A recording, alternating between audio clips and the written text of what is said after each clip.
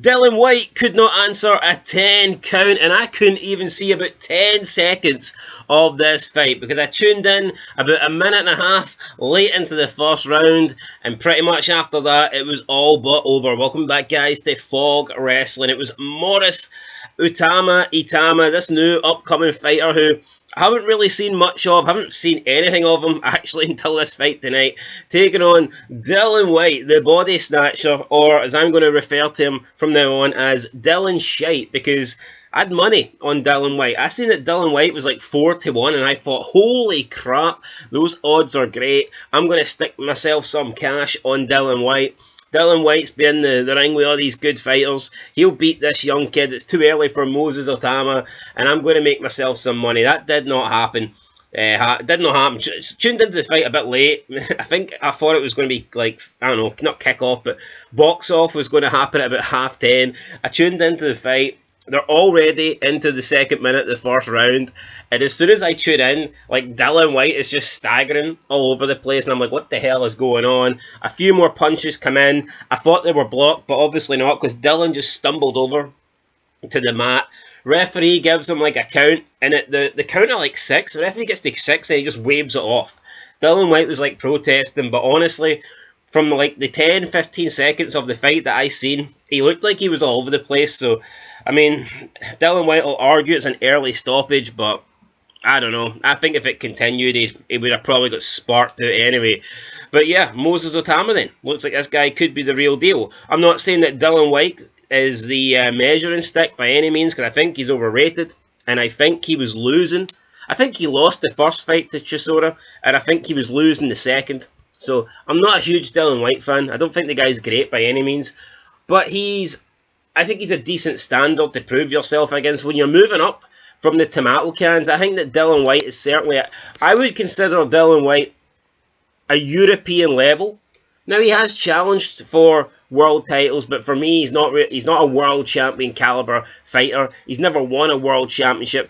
I think that Whyte and Chisora, they're like European level fighters. They're capable of being European champions, but you know they're not world champion material. Although we've seen some bad world champions in boxing over the last decade, Charles Martin being one of them. I mean, Deontay Wilder, that guy didn't even know how to throw a punch, and he became a champion. So it is what it is. Anyway, guys, Moses Itauma wins. Not really a lot to dissect here. Like I say, I tuned in. Whyte went down. Count of 6. Ref waved it off. That was it. We had a little bit of a talk from, what's his name, Frank Warren, and he spoke about the possibility of potentially getting a big fight against Usyk with Moses Itauma. I don't think this guy's ready for Usyk. I think Usyk would absolutely school him, but yeah, that's my opinion.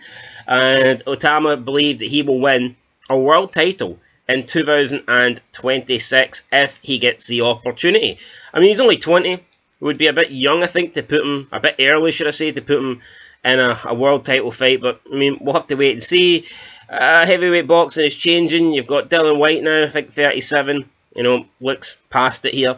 You got Chisora, who's got one more fight, I believe, in him. Then he's bowing out, or he may already be retired. I'm not exactly sure.